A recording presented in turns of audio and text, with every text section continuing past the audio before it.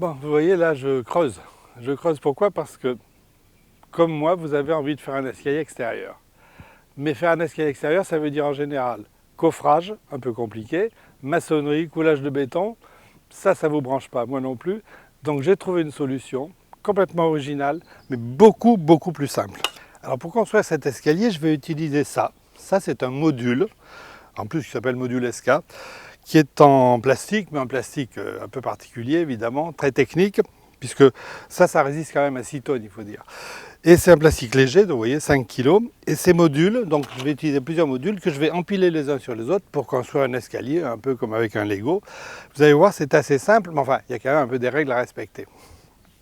Alors je vous parlais de la matière, c'est un polypropylène, enfin, on appelle ça un polymère technique renforcé, qui a évidemment plein d'avantages et qui est surtout fait pour être à l'extérieur, puisqu'il résiste de moins 20 à plus 70, qu'il est imputrescible et en plus recyclable, c'est pas mal. Alors, on va parler de la largeur de l'escalier, parce que vous voulez un escalier, mais vous voulez peut-être, je sais pas, 1,40 m. Donc, le module de base est prévu pour un escalier d'1 mètre, mais on peut rajouter des modules de 20 cm, on va le faire. 1, 2, 3, 4, pourquoi pas, voire plusieurs modules d'1 mètre, enfin, donc on peut faire un escalier pratiquement de la largeur qu'on veut. Alors l'assemblage se fait par un tout petit système, un kit de liaison qui est celui-là. Le kit de liaison en réalité c'est 2 petites pièces en plastique qui vont, là, une sorte de goujon qui va s'enfiler dans un trou, voilà, il faut aligner les deux éléments, bon là je ne suis pas vraiment d'aplomb alors c'est un petit peu plus compliqué, et une fourchette qui vient simplement bloquer, voilà. Et je fais la même chose sur les deux autres trous. Donc on a vraiment une liaison très correcte. Voilà. Bon, là j'ai un ensemble et je peux le faire comme je vous le disais tout à l'heure en toutes les longueurs. On va aussi regarder une chose, c'est qu'avec ça je peux faire un escalier droit, un escalier tournant à droite, tournant à gauche ou même serpentin. Alors on va s'attarder quelques minutes sur ce système de module SK qui est breveté, qui est fabriqué en France, dans l'Ain, à côté d'Oyonnax, vous savez, la capitale du plastique. Alors là, je pose sur des cales pour vous montrer un peu comment ça marche. Donc j'ai ici des platines en plastique qui coulissent sur des crémaillères. Ça, c'est le dessus de la marche. Sous la marche, j'ai on va dire des ergots qui vont venir se poser sur les platines, s'emboîter sur les platines. Voilà, le système de crémaillère permet de régler la largeur de la marche, ce qu'on appelle le giron. Mais ce système permet aussi d'orienter la marche. C'est-à-dire que je peux l'orienter dans un sens ou dans l'autre. Et c'est ce que je vous disais tout à l'heure, la possibilité de créer un escalier tournant à droite ou à gauche.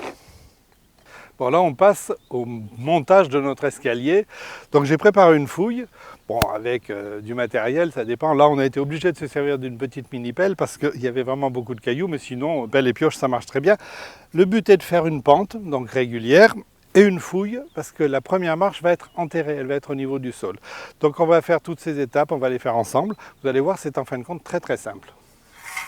Alors, petit conseil pour éviter les mauvaises herbes qui s'installent partout, on va déjà faire ça, c'est-à-dire qu'on va mettre ce qu'on appelle un feutre géotextile. Bon, ça n'enlève pas tout, mais ça en enlève un peu, c'est pas mal quand même.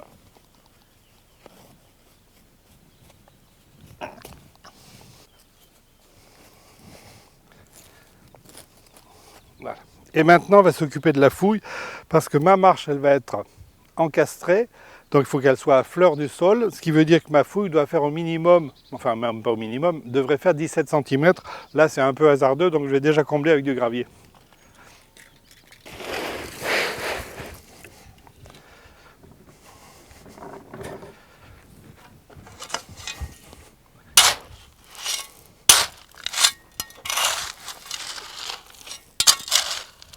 Alors le but est de créer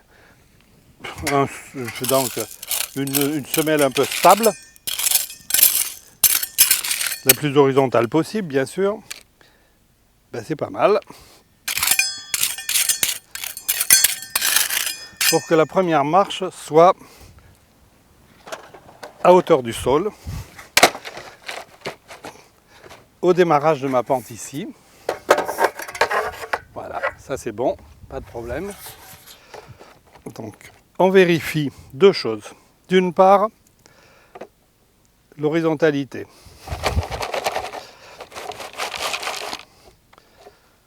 Ça c'est bon. Et ensuite, on va vérifier la pente, parce que pour éviter que l'eau ne stagne ensuite, il y a intérêt à avoir une légère pente vers l'avant. Alors cette pente, on va dire qu'en principe c'est 1 à 2%. Alors moi j'ai préparé un niveau très particulier, vous allez voir. J'ai collé sous le niveau, avec un adhésif, une petite cale qui me permet, quand je suis en appui ici, de vérifier la pente effectivement. Donc là c'est pas bon, il faut que je sois un petit peu plus comme ça. Donc on va relever, voilà, et comme ça à chaque marche j'aurai exactement la même pente. C'est pas mal. Alors comme les marches je vais les recouvrir de bois, de lames de terrasse, j'utilise un accessoire qui sont des lambourdes. C'est sur ces lambourdes que je fixerai mes lames de bois et qui vont trouver place dans 3 petits emplacements dans le module. Alors pourquoi je les mets tout de suite? Parce que comme je veux remplir mon module avec du gravier, si je ne mets pas les lambourdes, ça va remplir aussi les emplacements des lambourdes. Donc on fait ça. Sachant que moi je remplis avec du gravier parce que j'habille ensuite avec du bois. Si je voulais faire un habillage pierre ou carrelage, je remplirais avec du béton à ras-bord pour pouvoir ensuite coller l'habillage.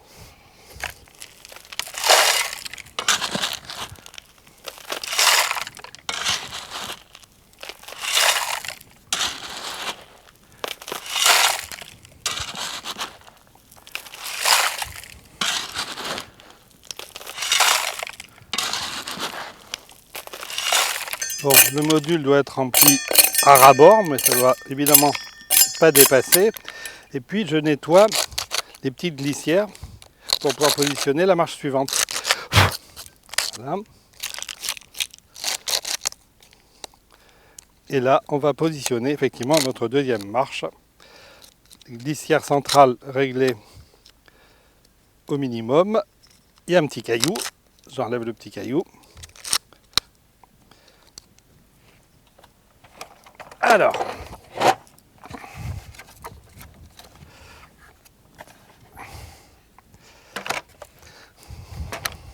bon, alors une fois que la marche, le module supérieur est bien dans les ergots, je pousse pour que l'arrière de mon module soit en appui sur la pente. Ça va me donner le giron, c'est-à-dire la profondeur de la première marche, qu'on va répéter sur les marches suivantes. Là, je suis à 27, c'est exactement ce que je voulais, c'est parfait.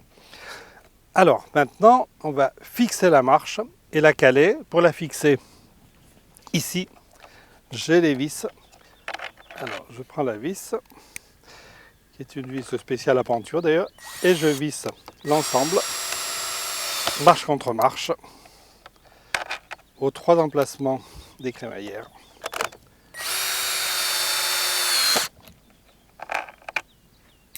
Et là, je cale le dos de la marche, parce qu'il y a toujours évidemment un petit espace, ma pente n'est pas parfaite, avec du gravier.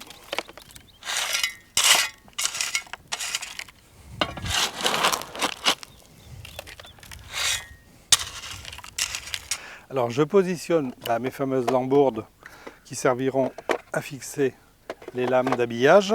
Et là, je les visse évidemment pour qu'elles ne bougent pas. C'est facile. Il y a des trous prévus sur le côté.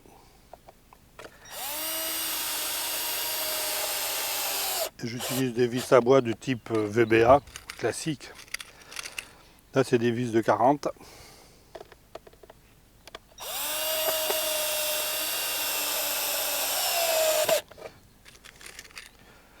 Une vis au milieu aussi.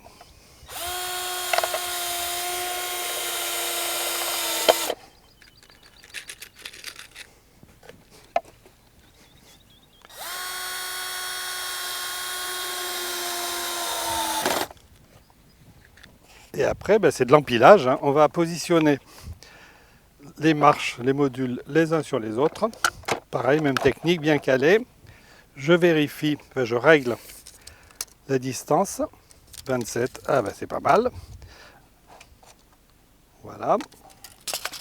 Et je vais visser le module du haut sur le module du bas.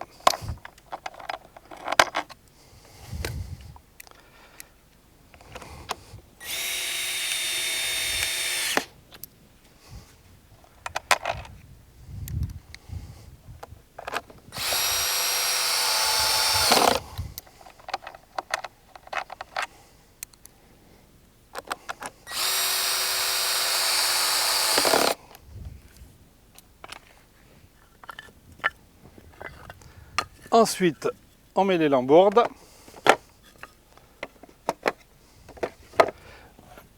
Elles aussi vissées. Et ainsi, marche après marche. Alors là, je pose la dernière marche.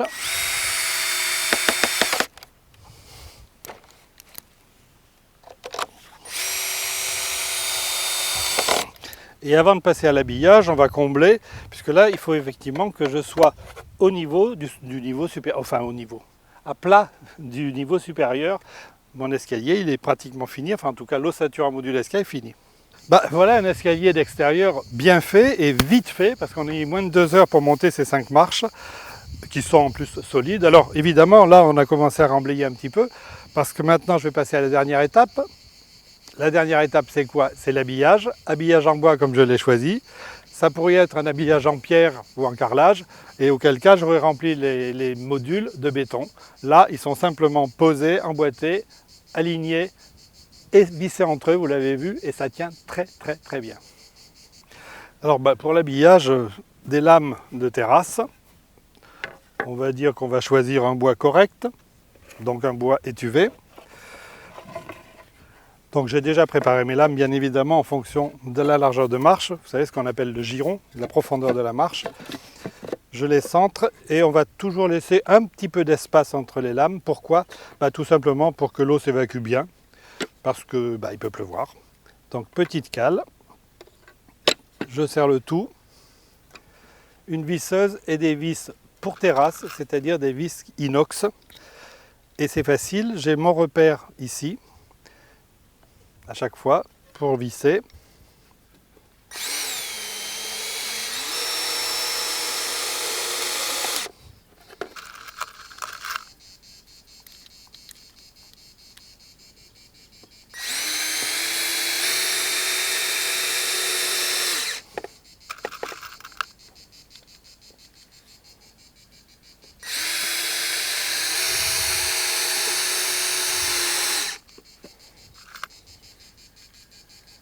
Et maintenant, je visse la contre-marche, elle aussi qui a été découpée en fonction. Et on la visse à travers le plastique parce que derrière, il y a des inserts qui permettent d'assurer une bonne tenue.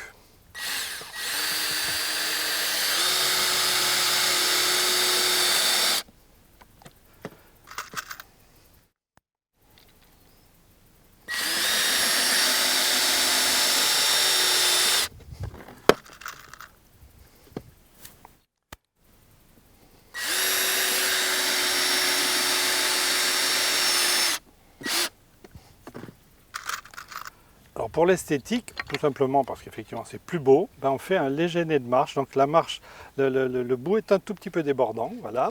Et puis on va continuer comme ça jusqu'en haut à habiller notre escalier.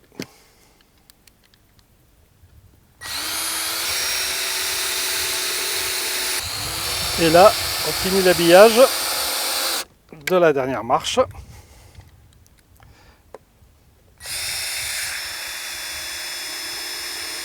Et il ne me reste plus qu'à habiller les joues avec des pièces découpées en triangle. Et on a un escalier parfait. Alors je vous l'avais dit, un escalier vite fait, puisqu'on a mis moins de 2h30 si on enlève toute partie terrassement. Et bien fait, parce qu'en plus il est joli, il est facile et honnêtement en plus il a un prix très abordable.